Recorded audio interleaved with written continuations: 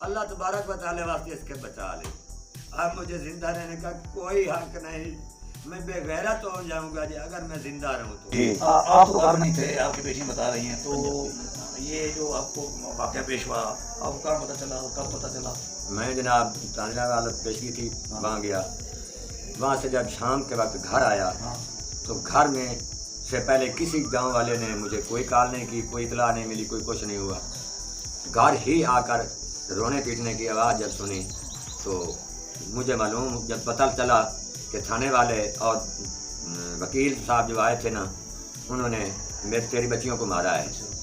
جب گھر پتہ لگا پھر جی بیٹا کے بارے میں بات کر رہے تھے آپ، بیٹا آپ کو جو ہے وہ آپ کا اس نے اس طرح زیادتی کیوں کروائی ہے؟ جناب پہلے میرے بیٹے نے مجھے زمین چھینی، میں وکیل بنایا لکھا پڑھا کر.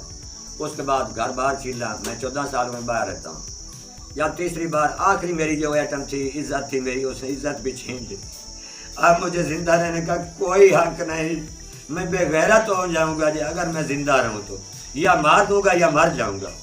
مجھے کوئی حق نہیں مسلمان کہلانے کا. میرے ساتھ جو ظلم ہوا ہے سراسر ناانصافی ہوئی ہے. حکومت کو ساتھ دے دیا آپ کو؟ حکومت پاکستان، وزیر اعظم صاحب، وزیر اعلیٰ صاحب، سی پی او صاحب، ڈی پی او صاحب، آئی جی پنجاب صاحب سے کالیں بھی کرتا رہا ہوں، درخواستیں بھی دی ہیں. اور اب بھی میری یہ گزارش ریکویسٹ ہے کہ خدا را اگر میری امداد نہ ہوئی تو ایک جان چلی جائے گی. جو یہ شریف آدمی ہے نا، سفید وردیوں والے یا سیاہ وردیوں والے، اللہ تبارک و تعالی واسطے اس کے بچا لے. جی تو تھے بچوں کے والد تھے جی، تکلیف تو ہوتی ہے. یہ بڑا المناک واقعہ پیش آیا ہے، بہت بڑا واقعہ ہے. تو اب اجازت دیجیے اپنے بھائی برکت علی فراز فرمان سے آپ کو کسی اور ویڈیو میں پھر ملیں گے. السلام علیکم ورحمۃ اللہ وبرکاتہ.